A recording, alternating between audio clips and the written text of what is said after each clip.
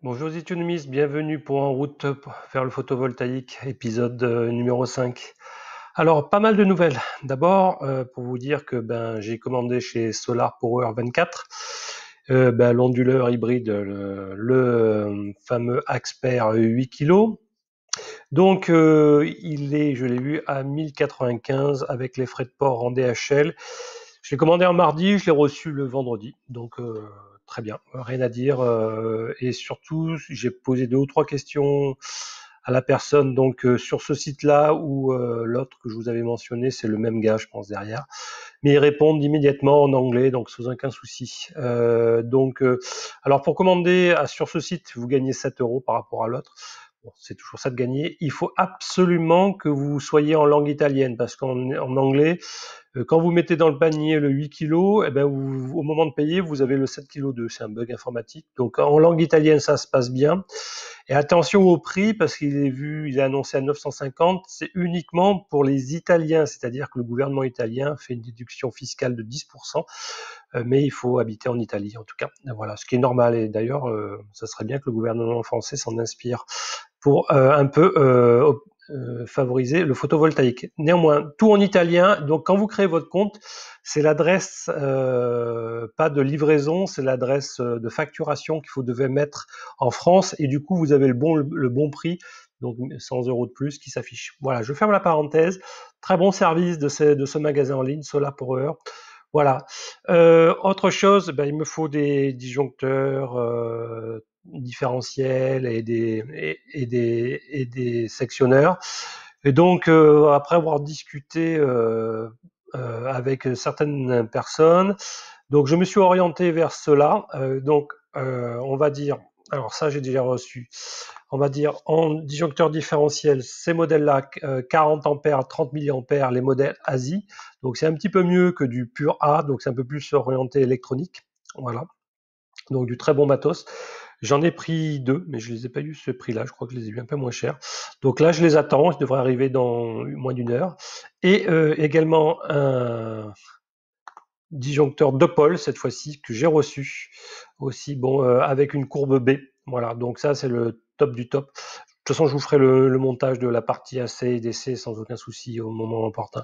Donc merci, je sais plus qui m'a conseillé ça. De toute façon, j'ai hésité avec des purs type A et donc A-ASI, ça sera certainement un peu mieux. Des infos sur l'onduleur, finalement l'Axper, et un utilisateur qui l'a déjà nous a fait les mesures de bruit, et oui, avec les doubles ventilos. Et donc, le verdict est tombé. Donc, il est à 30 cm à 72 dB avec une charge de 40%, donc ce qui fait quand même 2 ou 3 000 watts quand même. Donc 72 dB, c'est énorme, hein, donc ça fait du bruit. Et après, vous avez, donc vous êtes en atténuation en 1 sur R2, donc on a les courbes comme ça, donc 72, vous chutez, on va dire 3 dB par mètre, on va dire. C'est terrible. Et donc, même s'il sera dans un placard et porte fermée, je vais essayer de voir si je peux pas le modifier et installer des ventilos beaucoup plus silencieux. Donc, ça sera un des premiers modes. Donc, je remercie Anthrax là sur Discord Réseau Autonome de nous avoir fait ces mesures, c'est sympa. Alors, j'ai un autre collègue aussi qui s'équipe et du coup, un jour après avoir passé la commande, il m'écrit un petit mail, il me dit: ah, j'ai trouvé un autre onduleur hybride qui pourrait te plaire. Et boum, le voilà, chez Sofar. Pourtant, j'avais regardé bien chez Sofar, mais là, c'est le tout nouveau modèle qui arrive.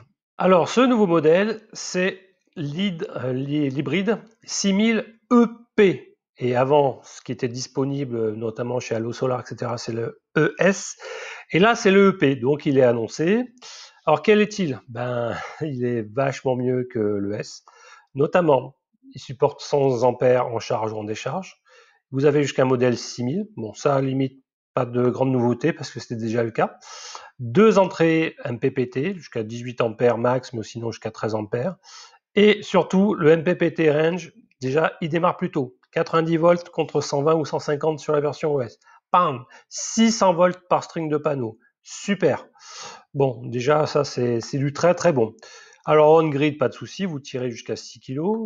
Et la grande nouveauté, c'est dans la version Grid Tide, pardon, où c'est que c'est, pardon, ici. Ça, c'est le mode off-grid, pardon, Emergency Backup.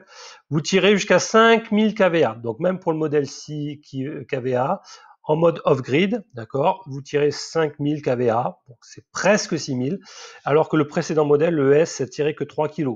Donc celui-ci est beaucoup plus adapté au mode off-grid. Si un jour vous voulez commencer en injection ou en autoconsommation et vous voulez basculer complètement off-grid, sachez que vous avez une petite limitation. Si vous prenez le modèle 6 kg, vous n'avez plus que 5.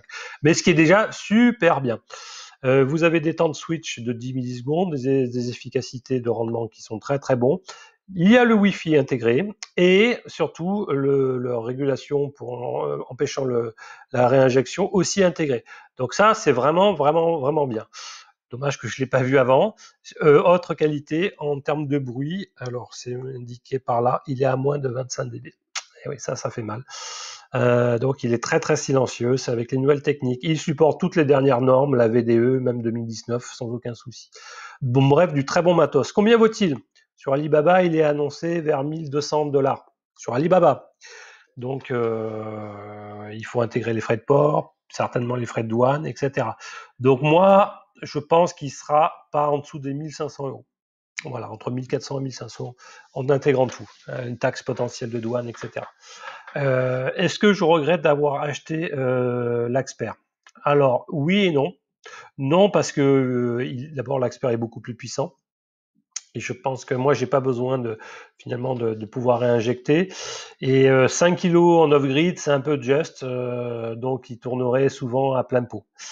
Et oui, je le regrette pour la partie autoconsommation, parce que j'ai oublié de dire combien il consomme. Il est annoncé, alors, à moins de 10 watts, ça c'est en mode injection, d'accord. Et donc en off-grid, je pense qu'il c'est dans les 30-40 watts. Donc il consomme, on va dire, 50% de moins que l'Axper. Voilà, ça c'est clair. Et surtout, il fait moins de bruit. Voilà, ça c'est les deux points qui me font regretter un peu l'Axper.